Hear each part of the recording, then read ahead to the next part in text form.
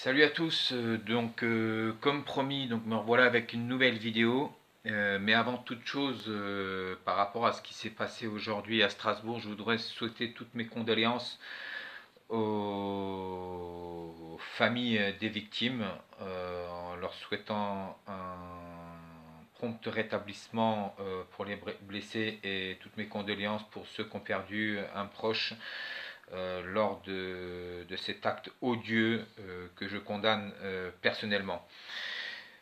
Deuxièmement, je vais revenir sur le discours d'Emmanuel Macron concernant justement les gilets jaunes. Alors, je vais baisser un petit peu le son parce que faute de... Alors, je suis un petit amateur, hein, donc voilà, je fais une petite vidéo justement pour analyser, décrypter le langage politique. Voilà, donc comme vous avez pu le constater, Jupiter est apparu et nous a ressorti sa diarrhée verbale et a refait ses blabla. En somme, ils nous ont encore endormis avec une jolie berceuse. Et comme il dit si bien, c'était de la poudre de perlimpinpin. Bref, donc en fait, nous assistons clairement aujourd'hui à un automne français. Moi qui me rappelle le printemps arabe, mais bon, le printemps arabe était encore tout autre chose. C'était un complot des États occidentaux et des États-Unis pour dégager les présidents en place. Et je voudrais aussi par cette vidéo souhaiter pour Gaddafi, la yarhamoum, Gaddafi, que ton âme repose en paix, colonel. Et donc vous vous rappelez que les présidents européens de l'époque, de Sarkozy jusqu'à aujourd'hui, disaient à ces présidents arabes de dégager parce que le peuple ne voulait pas d'eux. Et encore aujourd'hui, ça continue avec le président légitimement élu, M. Bachar al-Assad. Alors Jupiter, pourquoi ce qui est valable chez les Arabes ne serait pas valable en France? Pourquoi ce deux poids deux mesures? Réveillez-vous, Français, Françaises, les vrais dictateurs en fait, ils sont ici. Et en voici la preuve avec Macron. Donc on manifeste pour qu'il dégage, mais il s'attache à son siège comme une sangsue. Et il nous envoie quoi? Les flics pour nous massacrer. Je voudrais revenir aussi sur les armes qui ont été utilisées au cours de cette manifestation et je vous invite à vérifier. Il y a une grenade qui a été utilisée qui pouvait causer la mort, une grenade qui contenait 26 grammes de TNT. Bref, revenons sur son apparition.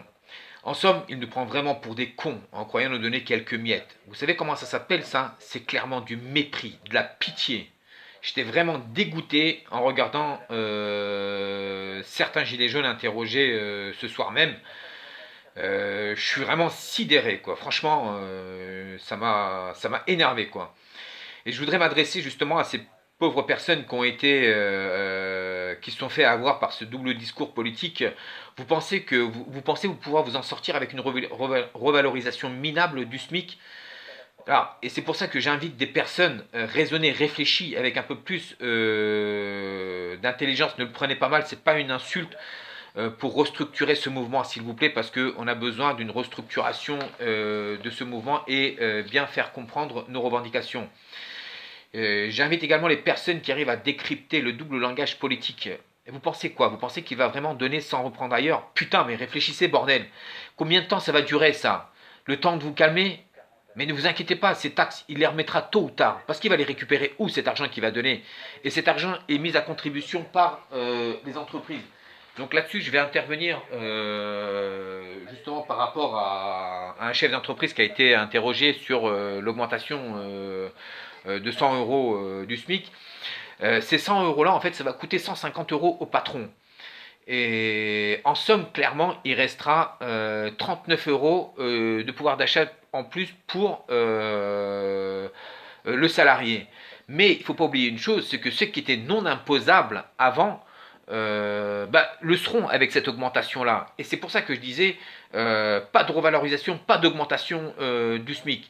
En fait, il faut s'attaquer, comme j'ai dit dans une vidéo précédente, et là je vous invite à vous abonner à ma chaîne Mouton en colère, de s'attaquer vraiment au fond du problème. Aujourd'hui, le problème, c'est quoi? C'est les taxes. Il faut arrêter d'être égoïste et ne penser qu'à soi. Vous pensez que les entreprises vont supporter ça combien de temps? le temps de mettre le pacte de Marrakech en application qui va apporter de la main-d'œuvre à pas cher. Et là, vous ne servirez plus à rien. Tout le combat qu'on aura mené aujourd'hui, bah, ce sera que dalle, nada. Ça aura servi à rien. J'ai pas la science infuse, mais je vous invite, je vous invite aussi à m'aider à développer certaines idées. Donc, tout d'abord, les revendications, il va falloir les restructurer. Baisser les charges salariales des entreprises pour être plus compétitifs et stimuler le marché de l'emploi et par la même occasion augmenter le pouvoir d'achat. Comme j'ai dit dans une vidéo précédente, c'est baisse de toutes les taxes depuis qu'il est arrivé au pouvoir, pas la suppression des taxes qui vont arriver, mais la suppression claire et nette de toutes les taxes depuis qu'il est arrivé au pouvoir. EDF, GDF, impôt sur le revenu, timbre postaux, amendes et d'autres encore. Et là, je vous invite à compléter cette liste. Dissoudre l'Assemblée nationale qui nous sert strictement à rien, à part là où ils vont pour faire leur sieste, et encore des fois, ils y vont même pas, mais ils perçoivent quand même leur salaire. Vous savez combien ça coûte l'Assemblée nationale? Parce que là encore, c'est avec nos deniers qui sont payés. Eh ben, écoutez bien, messieurs, dames, l'Assemblée nationale nous coûte plus de 560 millions par an. J'ai bien dit 560 millions d'euros par an. Ensuite, baisse des salaires du président, des ministres et députés. Abolition des privilèges. Je vous invite aussi à vous renseigner sur les ministres en Suède et vous comprendrez. Parce que là-bas, chaque membre du gouvernement a un salaire que tout le monde connaît et rien de plus. Pas de voiture avec chauffeur, aucun logement de fonction leur est proposé. Simplicité et honnêteté sur les piliers de vie politique suédoise. Où seul le Premier ministre dispose d'un logement officiel, payant bien sûr, hein, et d'une voiture de fonction. Tout écart, même minime, est sévèrement sanctionné. Je vais vous donner un exemple. À Stockholm, par exemple, les ministres déjeunent à la cantine, tout comme les hauts fonctionnaires et leurs secrétaires. Pas d'alcool, pas de fromage ni de dessert, seulement des carafes d'eau et du lait froid. Pas de petits fours au caviar et champagne comme chez nous, comme nos ministres et députés. Bref, ça c'était à titre d'information. Pas de cumul de mandats. Et comme vous avez pu le constater, l'ISF, il a dit, ça sert à rien que de le supprimer, et que c'était pour maintenir les emplois et pour aider les patrons du CAC 40 bien sûr, hein, pas les PME, PMI. Hein. Et ce serait pour faire des réinvestissements. Si ça fait des réinvestissements, pourquoi tu fais des taxes depuis que tu es arrivé au pouvoir alors? Bref, sortir de l'euro, l'Europe et cette organisation criminelle et mafieuse qui est l'OTAN. Parce que ça, franchement, ça nous coûte de l'argent. Et on va me dire, ouais, mais c'est un projet politique. Non, messieurs, dames, c'est pas un projet politique, mais c'est une revendication. Je vais me répéter, mais il faut être maître de sa monnaie. Parce que dans la configuration actuelle, on nous fait croire qu'on est souverain. On est un pays souverain, alors que pas du tout. Ce sont les banquiers, la City, Wall Street, FMI, BCE, la Fed qui nous gouvernent. Les Bilderberg et surtout la franc-maçonnerie. Le fait de pouvoir imprimer sa monnaie ou emprunter de l'argent à notre banque d'État, c'est-à-dire à la Banque de France, puis au FMI ou dans les places boursières ou à la BCE, à des taux variables, qui sont des taux plus ou moins élevés, alors que si on emprunte dans notre banque d'État, déjà les taux sont presque à 0 ou 0,5%. Et comme ça, ça nous permet de conserver notre souveraineté. Et donc, comme je disais, j'avais dit dans une vidéo précédente, l'ISF à elle seule représente 5,2 milliards d'euros. Comment tu peux dire que ça ne sert à rien? Et l'évasion fiscale qui représente 80 à 100 milliards d'euros. Et d'autres avantages et niches fiscales qui sont ouvertes à une petite caste de privilégiés. Et ensuite, il faut baisser les prix. Donc voilà comment il faut se restructurer. Pas de revalorisation du SMIC, messieurs, dames. Surtout pas. Parce qu'en revalorisant le SMIC, ça fait impliquer les entreprises. Alors que les entreprises sont déjà pris à la gorge. D'où justement, ils n'arrivent pas à recruter. Mais si il y avait une baisse de toutes les charges, de toutes les taxes, croyez-moi, là, notre pouvoir d'achat pourrait augmenter. Mais bien sûr, en baissant aussi les impôts. Donc j'entends par-ci, par-là, parler du pacte de Marrakech sans que tout le monde ne sache exactement le contenu de ce pacte. Moi, je me suis procuré le document officiel de l'ONU, que je mettrai dans une prochaine vidéo parce que je vais parler plus en détail de ce pacte, Pact of Migration. Et vous allez voir, franchement, c'est écœurant. Mais sachez une chose aussi, c'est que ce plan ne date pas d'aujourd'hui et qui a été approuvé par 160 États. Il y a une personne sur YouTube qui dit oui, il suffit qu'un seul État de l'Europe dise oui et c'est terminé. Non, c'est les 160 États qui ont approuvé ce pacte. Donc j'invite aussi les Gilets jaunes, donc pendant cette manifestation, on a pu constater que le CRS était regroupé et arrivait à nous charger. Messieurs, je pense qu'il faut savoir s'organiser pendant ces manifestations et former des petits bataillons dispersés. Le fait de former des petits bataillons, ça va les faire disperser et ça va les déséquilibrer dans leur stratégie. Et le fait qu'on soit plus important en nombre pourra aussi nous permettre à nous de pouvoir charger et d'aller sur eux sans qu'on recule et de pouvoir les désarmer. Donc voilà les stratégies qu'il va falloir employer.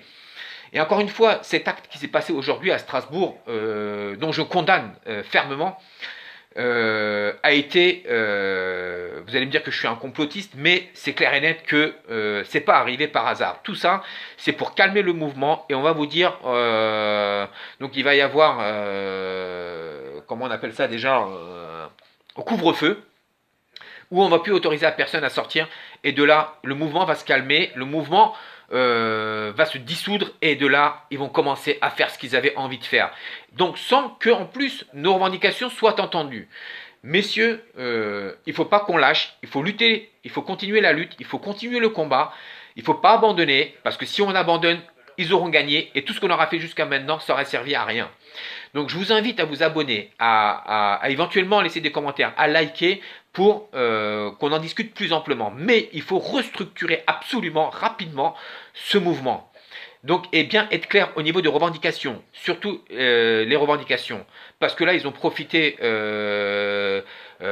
du désordre et de notre mauvaise organisation pour pouvoir faire ce qu'ils veulent. Donc voilà, donc je vous souhaite à tous une excellente soirée, que la paix soit avec vous. Et encore une fois, je souhaite toutes mes condoléances aux proches des victimes et un prompt rétablissement à toutes les familles, un bon courage et que la paix soit avec vous, mes frères et sœurs. Donc je vais revenir dans une prochaine vidéo, je mettrai le lien concernant le pacte de Marrakech, parce qu'il y a tout et n'importe quoi qui circule, des gens parlent mais sans exactement savoir le contenu de ce pacte. Donc voilà, n'hésitez pas à commenter, à liker pour qu'on puisse éventuellement discuter, et je reviendrai avec une nouvelle vidéo. Donc là, c'est vrai que j'arrive pas trop à intervenir parce que je travaille. Donc je reviendrai justement sur ce pacte, et je continuerai mes vidéos pour essayer d'éveiller les consciences, les esprits dans le moment qu'on vit actuellement. Voilà, bonne soirée à tous.